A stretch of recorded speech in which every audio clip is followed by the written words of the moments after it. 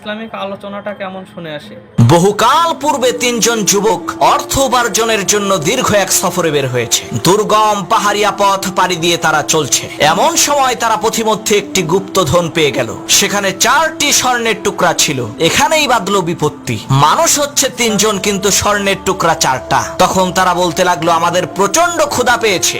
একজনকে বলল, ওই তুই বাজারে যা তো, বাজার থেকে আমাদের জন্য রুটি কিনে নিয়ে আয়। সে বাজারে চলে গেল রুটি কেনার জন্য। আর এদিকে 2জন বসে পরামর্শ করে সিদ্ধান্ত নিল, বাজার থেকে রুটি আনার সাথে সাথেই ওকে আমরা হত্যা করব। তাহলে আমরা 2টা করে স্বর্ণের টুকরা ভাগে পাবো। এদিকে আবার যেই যুবকটি বাজারে গিয়েছিল সে চিন্তা করলো, আমি যদি ওই 2জনকে বিষ মাখানো রুটি খাওয়াইতে পারি তাহলে স্বর্ণের টুকরা 4টাই আমার। সে রুটির মধ্যে বিষ মেখে নিয়ে আসলো। সে আসার সাথে সাথেই 2জন মিলে তাকে হত্যা করলো। তারা তো আর জানে না রুটির মধ্যে বিষ আছে, তাই 2জন মিলে মজা করে জনমের মতো শেষ খাওয়া খাইলো।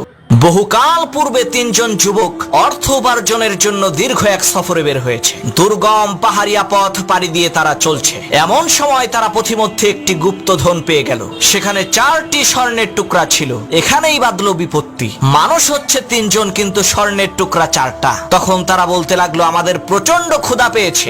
একজনকে বলল, ওই তুই বাজারে যা তো, বাজার থেকে আমাদের জন্য রুটি কিনে নিয়ে আয়। সে বাজারে চলে গেল রুটি কেনার জন্য। আর এদিকে 2জন বসে পরামর্শ করে সিদ্ধান্ত নিল, বাজার থেকে রুটি আনার সাথে সাথেই ওকে আমরা হত্যা করব। তাহলে আমরা 2টা করে স্বর্ণের টুকরা ভাগে পাবো। এদিকে আবার যেই যুবকটি বাজারে গিয়েছিল সে চিন্তা করলো, আমি যদি ওই 2জনকে বিষ মাখানো রুটি খাওয়াইতে পারি তাহলে স্বর্ণের টুকরা 4টাই আমার।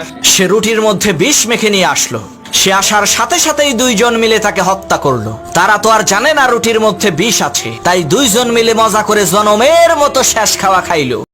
এ ধরনের ভিডিও পেতে চ্যানেলটি সাবস্ক্রাইব করুন।